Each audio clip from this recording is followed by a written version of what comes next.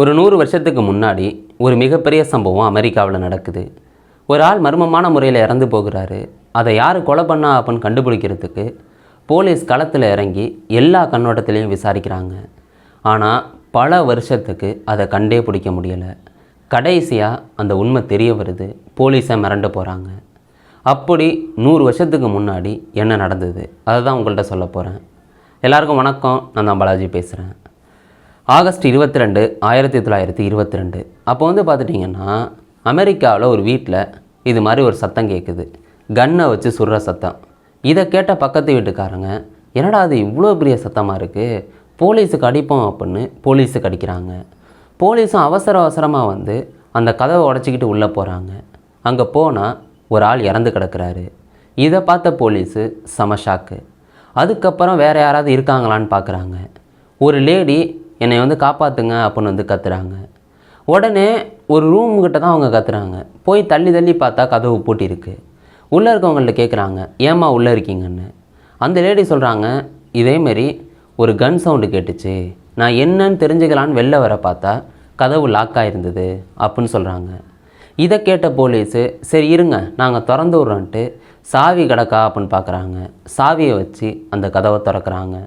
அதுக்கப்புறம் அந்த லேடி என்னென்ன நடந்தது அப்படிங்கிற விஷயத்த சொல்கிறாங்க. ஆனால் அங்கே ஹஸ்பண்ட் இறந்து கிடக்கிறாப்புல. இதை பார்த்தோன்னே அழுகிறாங்க அவங்க. ஏன்னா அவங்களுக்கு தெரியாத ஹஸ்பண்ட் இறந்தது. அதுக்கப்புறம் அழுகிறாங்க. இப்படியே நேரங்கள் போய்கிட்டே இருக்குது. அதுக்கப்புறம் அந்த லேடிகிட்ட கேட்குறாங்க, உங்கள் வீட்டில் ஏதாவது பொருள் காணாமல் போயிருக்கா, அதை பார்த்து சொல்லுங்கன்னு. இவங்க 4 பக்கமும் சுற்றி விட்டு இதேமாரி பணத்தை காணும், ஒரு டைமண்ட் வாட்சை காணும் அப்படின்னு சொல்கிறாங்க. போலீஸ் எல்லாத்தையும் எழுதிக்கிட்டு அப்புறம் அவங்க விசாரணையை தொடங்குறாங்க. முதல்ல அக்கம் பக்கத்து வீட்டுக்கு போய் இந்த கணவன் மனைவி எப்படி சண்டை போடுவாங்களா, நல்லா இருப்பாங்களா அப்படின்னு கேட்குறாங்க. அதுக்கு அவங்க எல்லோரும் என்ன சொல்லியிருக்காங்கன்னா, இவங்க பொழுதனைக்கும் சண்டை தான் போட்டுக்கிட்டு இருப்பாங்க, சண்டை போடாத நாளே கிடையாது அப்படின்னு அக்கம் பக்கத்தில் சொல்கிறாங்க. இதை கேட்டோன்னா சந்தேகம் ஃபுல்லாக இந்த லேடி பக்கம் திரும்புது. அவங்க பேர் டாலி. அவங்க பக்கம் திரும்பினோன்னா பிடிச்சி எல்லாம் உட்கார வச்சு விசாரிக்க ஆரம்பிச்சிட்டாங்க. அந்த லேடி இல்லவே இல்லை, நான் பண்ணலை அப்படின்னு சொல்கிறாங்க.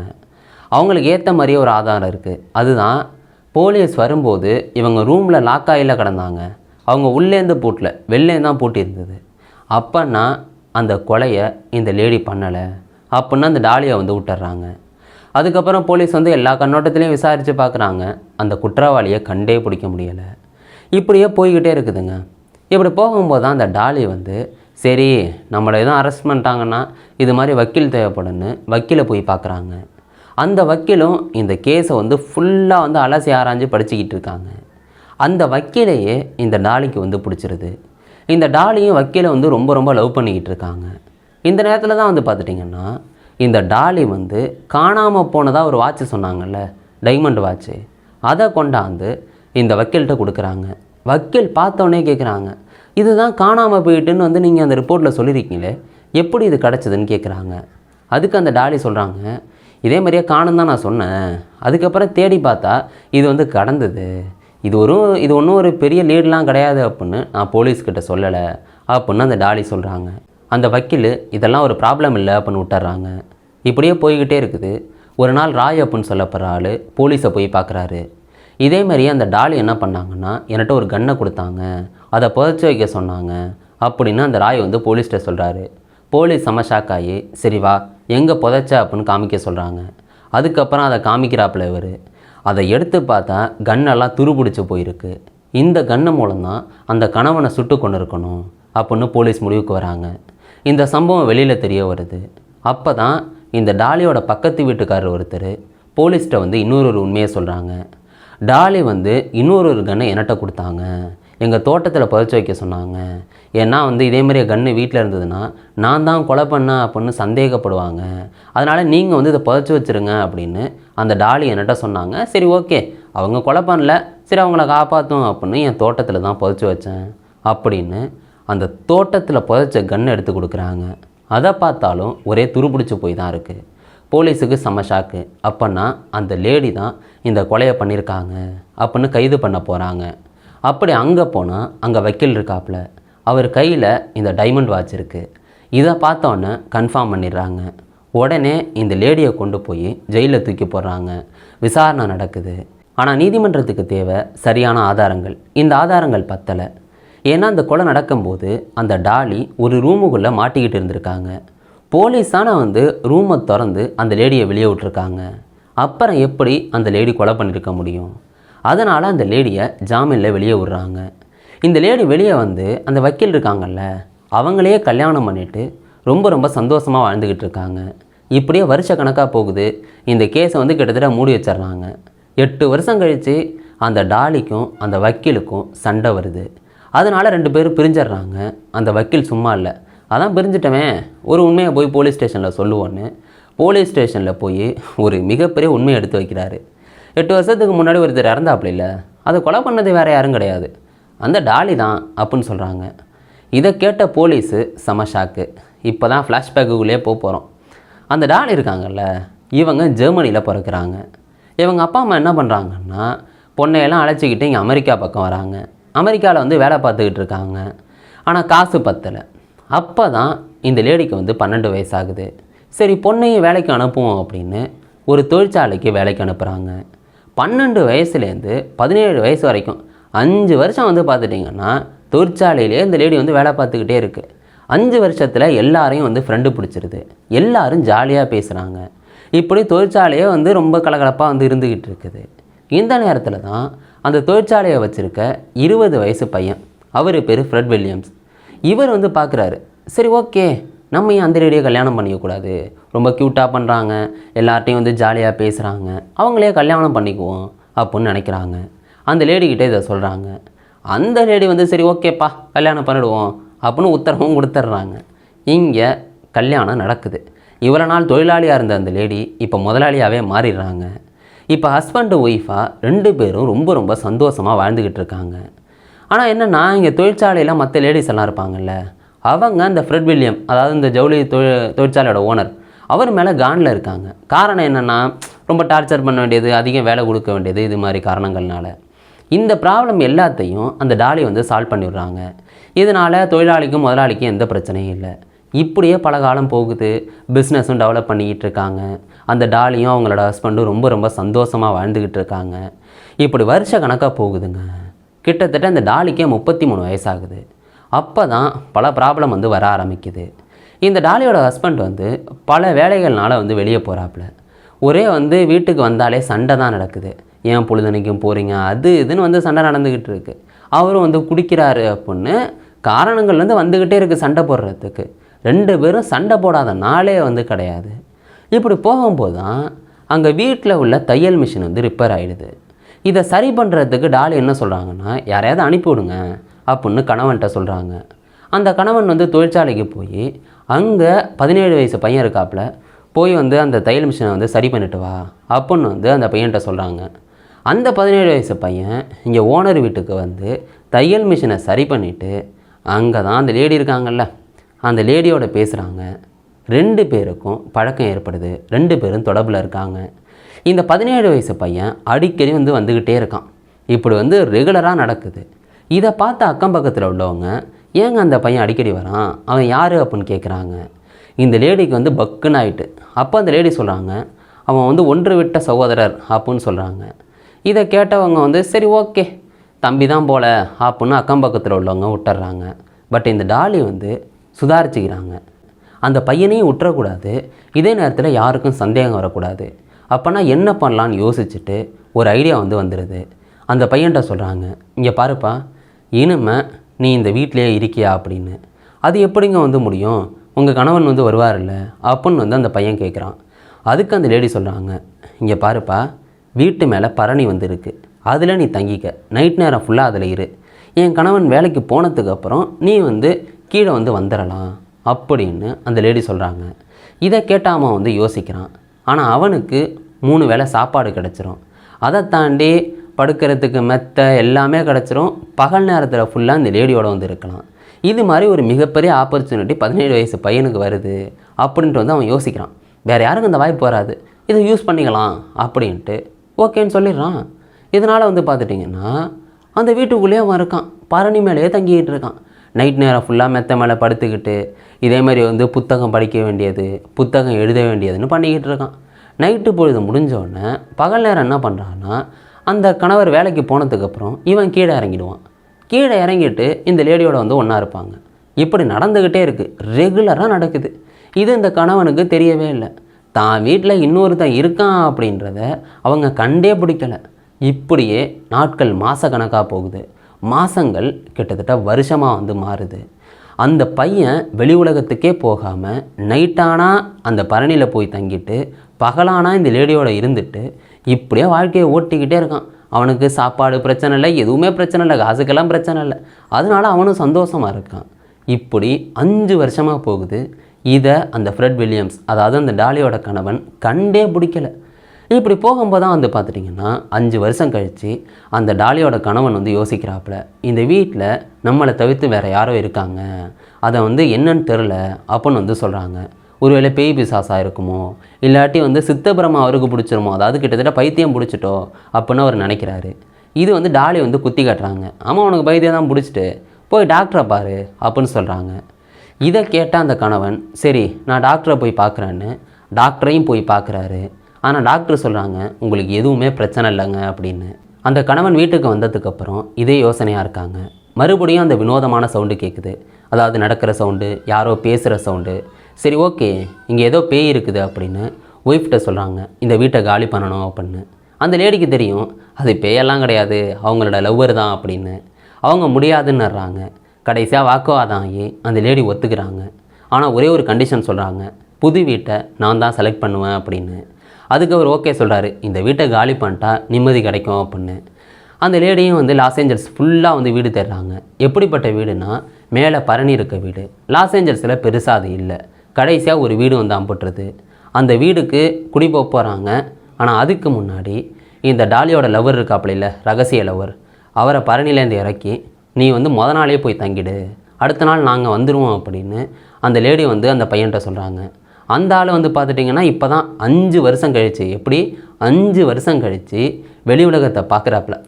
இப்போ மறுபடியும் அப்படியே ட்ராவல் பண்ணி அந்த வீட்டுக்கு போய் பரணியில் போய் செட்டில் ஆகிடுறாப்புல. 5 வருஷம் கழிச்சு மறுபடியும் பரணியில் செட்டில் ஆகிறாப்புல. இங்கே அடுத்த நாள் வந்து பார்த்துட்டிங்கன்னா கணவனும் மனைவியும் எல்லா மூட்டை முடிச்செல்லாம் எடுத்துக்கிட்டு அந்த புது வீட்டுக்கு போகிறாங்க. அங்கே போனதுக்கப்புறமும் வினோதமான சவுண்டு கேட்குது. ஏன் இது கேட்குது அப்படின்னு கணவனுக்கு புரியவே இல்லை. ஏன்னா யாரோ 3வது மனுஷன் பேசுகிற மாதிரி இருக்குது. அப்போ வந்து சந்தேகம் வராதான் என்ன அந்த கணவனுக்கு? அவங்க என்ன நினைக்கிறாங்கன்னா பேய் பிசாசு அப்படிங்கிற மாதிரி நினைக்கிறாங்க, இல்லாட்டி அவங்களுக்கு பைத்தியம் பிடிக்க போதோ அப்படின்னு நினைக்கிறாங்க. இப்படி போய்கிட்டே இருக்குது. மறுபடியும் புது வீட்டுக்கு வந்ததுக்கப்புறம் வருஷக்கணக்காக ஆகுது, 1 வருஷம் 2 வருஷம் அப்படின்னு போய்கிட்டே இருக்குது. இப்படி அந்த பையன் 17 வயசில் அந்த பரணிக்குள்ளே போனவன் கிட்டத்தட்ட 27 வயசாக போகுது. அதாவது 10 வருஷத்துக்கு நெருக்கமாக ஆக போகுதுங்க. இவன் பரணிலே இருக்கான். வெளி உலகத்தையே வந்து கிட்டத்தட்ட பார்க்கவே இல்லை. இது எதுவுமே அந்த கணவனுக்கு தெரியாது. ஏன்னா அந்த லேடியை பொறுத்த வரைக்கும் கணவனோட சொத்து தேவை, ஆனால் இந்த பையனோட வந்து இருக்கணும். அந்த பையனோட இருக்கிறது வெளி உலகத்துக்கும் தெரியக்கூடாதுன்னு பரணிலேயே போட்டு வச்சுருக்காங்க அந்த பையனை. இப்படி கிட்டத்தட்ட ஒரு 10 வருஷம் ஆனதுக்கப்புறம் ஒரு சம்பவம் நடக்குது. எப்போவுமே அந்த வீட்டில் சண்டை நடந்துக்கிட்டு தான் இருக்கும். ஒரு நாள் வந்து கணவன் குடிச்சிட்டு வராப்புல மிகப்பெரிய சண்டையாக நடக்குது.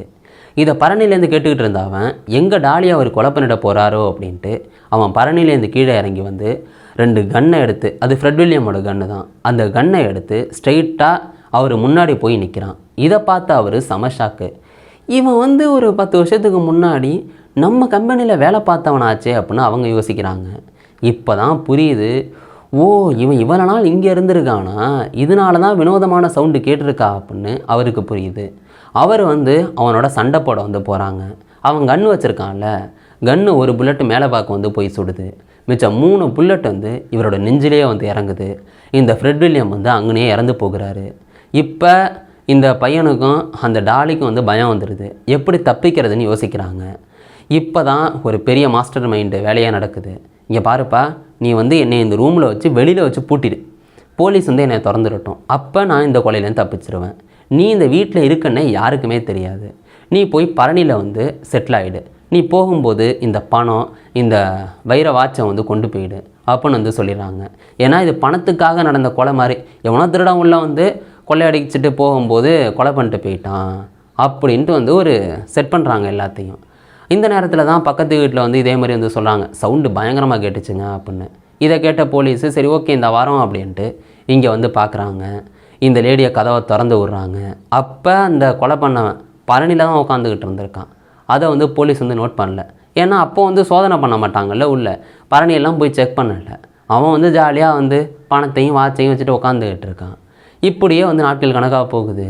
இதை வந்து தப்பிச்சிட்றாங்க அந்த 2 பேருமே. கொலை பண்ணிட்டு ஈஸியாக தப்பிக்கிறாங்க. இதில் என்னென்னா பணம் வந்து வருது. அந்த பணத்தை வச்சுட்டு புது வீடும் ஒன்று வாங்குகிறாங்க. அங்கே போயிட்டு 2 பேரும் ஒன்றா வாழ்ந்தாங்களான்னு கேட்டிங்கன்னா அதுதான் கிடையாது. மறுபடியும் அவனை வந்து பரணிலே உட்கார வைக்கிறாங்க. இந்த நேரத்தில் தான் நான் சொன்ன மாதிரி வக்கீல் இருக்காப்லையே, வக்கீலை வந்து லவ் பண்ணியிருந்திருக்காங்க. வக்கீலை லவ் பண்ணிக்கிட்டு அவங்க ஒன்றா இருந்துக்கிட்டு இருக்காங்க. அந்த வக்கீலும் பிஸியானோடனே ஒருத்தன், அவன் பேர் தான் ராய். அந்த ராயோட வந்து பேசி அதுவும் லவ் ஆகுது. அவங்களோடையும் வந்து இருந்துக்கிட்டு இருக்காங்க. இப்படி வக்கீல் ஒரு பக்கம், வக்கீல் இல்லாத நேரம் ராய், அப்புறம் வீட்டில் எப்போவுமே பரணியில் ஒருத்தன் இருக்கான். இப்படி 3 பேர் இருந்துக்கிட்டு இருக்காங்க. இப்படி போய்கிட்டு இருக்கும்போது தான் ராயோட வந்து பிரேக்கப் ஆகுது. பிரேக்கப் ஆனோடனே அவன் என்ன பண்ணுறான்னா, இந்த லேடி வந்து 2 கன்று வச்சுருந்தாங்க. அதாவது 2 கன்று எடுத்து வச்செல்லாம் சுட்டான். அந்த 2 கன்னில் ஒரு கன்னை பக்கத்து வீட்டுக்காரங்கள்ட்டையும் இன்னொரு கன்னை ராய்கிட்டையும் கொடுத்துருந்தாங்க அந்த லேடி. அந்த ராய் வந்து ஒரு இடத்துல கொண்ட போச்சிருந்தான். இப்படி பிரேக்கப் ஆனோடனே தான் இவன் வந்து அந்த கன்னை எடுத்து இதே மாதிரியே போலீஸ்கிட்ட கொடுக்குறான். இதே நேரத்தில் பக்கத்து வீட்டுக்காரர் அந்த கன்னை எடுத்து கொடுக்குறாரு. இப்போ வந்து ஜெயிலில் கொஞ்ச நாள் தூக்கி போட்டாங்களா, இப்போ தான் அந்த வக்கீலை கூப்பிட்டு, இந்த லேடி வக்கீலை கூப்பிட்டு இதே மாதிரியே பரணியில் வந்து என் தம்பி இருப்பான், அவன் வந்து சாப்பிட்டானா என்னன்னு தெரில, காய்கறியெல்லாம் வாங்கி கொடுங்க, அவனே சமைச்சுக்குவான் அப்படின்னு அந்த லேடி வந்து சொல்கிறாங்க. இதை கேட்ட வக்கீல் ஹெல்ப் பண்ணுறதுக்காக அந்த வீட்டுக்கு போகிறாங்க. அங்கே போனால் பரணியை தட்டுறாங்க. இவன் ஓப்பன் பண்ணுறான். அப்போ அவன் கீழே வரானா, சாப்பாடெலாம் கொடுக்குறாங்க. அந்த பையன் வந்து சாப்பிட்றாப்புல. வக்கீல்கிட்ட வந்து நடந்த எல்லா கதையும் சொல்கிறாங்க. இதே மாதிரியே 2 பேர் வந்து லவ் பண்ணோம் 10 வருஷத்துலேருந்து, அப்புறம் இது மாதிரிலாம் நடந்துச்சு, கொலை பண்ணிட்டோம் அப்படின்ட்டு பல கதைகளை வக்கீல்கிட்ட வந்து அந்த பையன் சொல்கிறாப்புல. இந்த உண்மையை கேட்டு வக்கீல் செம ஷாக் ஆகுறாங்க. இதை நான் வெளில சொல்ல மாட்டேன், ஆனால் இந்த வீட்டில் நீ இருக்கக்கூடாது, அது மட்டும் இல்லாமல் டாலியை நீ திரும்பி பார்க்கவே கூடாது, அப்போ தான் இதை வந்து நான் போலீஸ்கிட்ட சொல்ல மாட்டேன் அப்படின்னு அந்த வக்கீல் சொல்கிறாப்புல. இதை கேட்ட அந்த பையன், சரி நீங்கள் போலீஸ்கிட்ட சொல்லாதீங்க, நான் அந்த வீட்டை விட்டும் டாலியை விட்டும் போயிடுறேன் அப்படின்னு அந்த பையன் வந்து போயிடுறான். அதுக்கப்புறம் எங்கே போனான்னு தெரியலை. இந்த லேடிக்கு வந்து ஈஸியாக ஜாமீன் கிடைக்குது. நான் தான் சொன்னல ஆதாரம் பத்தலைன்னு. இந்த லேடி வெளியே வந்து வக்கீல்கிட்ட பேசுகிறாங்க. என்ன நடந்ததுன்னு தெரிய வருது. 2 பேரும் கல்யாணம் பண்ணி சந்தோஷமாக வாழ்கிறாங்க. கிட்டத்தட்ட 8 வருஷம் நல்லா தான் வாழ்ந்துக்கிட்டு இருக்காங்க. 8 வருஷம் அந்த முடிஞ்சதுக்கப்புறம் இந்த வக்கீல் வந்து வேலையெல்லாம் முடிச்சுட்டு வீட்டுக்கு வராப்பிலையா, அப்போ இந்த லேடி வேற ஒருத்தவங்களோட படுத்து கிடக்குறாங்க. இதை பார்த்தோன்னே இந்த வக்கீலுக்கு செம்ம காண்டாகி, நீ இது மாதிரி வந்து நம்பிக்கை துரோகம் பண்ணுறியா அப்படின்ட்டு உடனே போய் போலீஸ்கிட்ட என்ன நடந்தது அப்படிங்கிற ஒரு விஷயத்த வந்து சொல்கிறாங்க. இதுக்கப்புறம் தான் ஒட்டுமொத்த உண்மையும் வந்து தெரிய வருது. இந்த டாலியும் அந்த பையனும் சேர்ந்து தான் கொலை பண்ணியிருக்காங்க அப்படின்னு. இந்த டாலியை கைது பண்ணிடுறாங்க. அந்த பையன் எங்கே போனான்னே தெரில. அவனை தேடிக்கிட்டே இருக்காங்க. ஒரு கட்டத்தில் பிடிச்சிட்றாங்க 1 வருஷம் கழித்து. அதுக்கப்புறம் நீதிமன்றத்தில் விசாரணை நடக்குது. அந்த பையனை வந்து ஈஸியாக வந்து விட்டுறாங்க. ஏன்னா பல வாதங்கள் போய்கிட்டே இருக்குது. கடைசியாக விட்டுறாங்க. இந்த டாலியையுமே வந்து பார்த்துட்டிங்கன்னா கிட்டத்தட்ட மறுபடியும் 6 வருஷத்தில் விட்டுறாங்க. இந்த டாலியும் அந்த பையனும் ஈஸியாக அந்த கேஸ்லேருந்து வெளில வந்து நிம்மதியாக தான் வாழ்ந்துக்கிட்டு இருக்காங்க. அந்த டாலி தனியாக கல்யாணம் பண்ணி சந்தோஷமாக வாழ்கிறாங்க. அந்த பையன் அந்த மாடியில் இருந்தாப்புலையே பரணியில், அந்த பையன் தனியாக கல்யாணம் பண்ணி சந்தோஷமாக வாழ்கிறாப்புல. இந்த வக்கீல் அவங்க தனியாக கல்யாணம் பண்ணி தனியாக வாழ்ந்துக்கிட்டு இருக்காங்க. இப்படி 3 பேருமே அவங்க தனித்தனியாக வாழ்க்கையை வந்து அமைச்சிக்கிட்டாங்க. இதில் யோசிச்சு பாருங்களேன், அந்த ஜவுளி தொழிற்சாலை வச்சுருந்தாப்புலையே அவர் நிலமைய. ஏன்னா அவர் கஷ்டப்பட்டு வேலைக்கு போனார். ஏதோ அவர் நினச்சிக்கிட்டு இருந்தார் நம்மளுக்கு ஏதோ சித்தபரமாக பிடிச்சிட்டு அப்படின்னு. ஆனால் அவங்களோட ஒய்ஃப் தான் ஒருத்தனை வந்து பரணியில் பதுக்கி வச்சுருந்துருக்காங்க. அவர் மென்டலாக வந்து ரொம்ப வந்து டிப்ரெஸ்ட் ஆகி பல மோசமான நிலைமையில் அவர் இருந்திருக்காரு. கடைசியாக சஸ்பென்ஸ்லேயே அவர் இறந்து போயிட்டார். உண்மையிலேயே வந்து 10 வருஷம் இருந்திருப்பானா, என்ன நடந்திருக்குன்னே அவருக்கு முழு கதை தெரியாதுல்ல. சண்டை போட்டுட்டு அப்படியே சுட்டுறான். அவர் வந்து இறந்து போகிறாரு. இந்த டாலியை யோசிச்சு பாருங்களேன். முதல்ல கணவன், அப்புறம் 17 வயசு பையன், அடுத்த வக்கீல், அடுத்த ராய், அப்புறம் கடைசியாக வக்கீலுக்கும் அந்த டாலிக்கும் சண்டை நடந்தது. அப்போ ஒருத்தவங்களோட ஒன்றா இருந்தாங்க அப்படின்னு. இப்படி 5 பேர். இந்த டாலி வந்து ஒரு மோசமான வாழ்க்கையை வாழ்ந்திருக்காங்க. இது வெளி உலகத்துக்கே தெரியலை. கடைசியாக தெரிஞ்சோன்னே எல்லோரும் செம ஷாக்கு. இந்த பொண்ணாக இப்படி பண்ணியிருக்காங்க அப்படின்னு. இந்த லேடி எல்லா கேஸ்லேருந்து வெளில வந்து 81 வயசு வரைக்கும் வாழ்ந்து தான் இறந்து போகிறாங்க. நீங்கள் இந்த சம்பவத்தை எப்படி பார்க்குறீங்க? உங்களுக்கு என்ன தோணுதோ அது கீழே கமெண்ட் பண்ணுங்க. நாளைக்கு ஒரு வீடியோவில் நான் உங்களை சந்திக்கிறேன். Bye guys.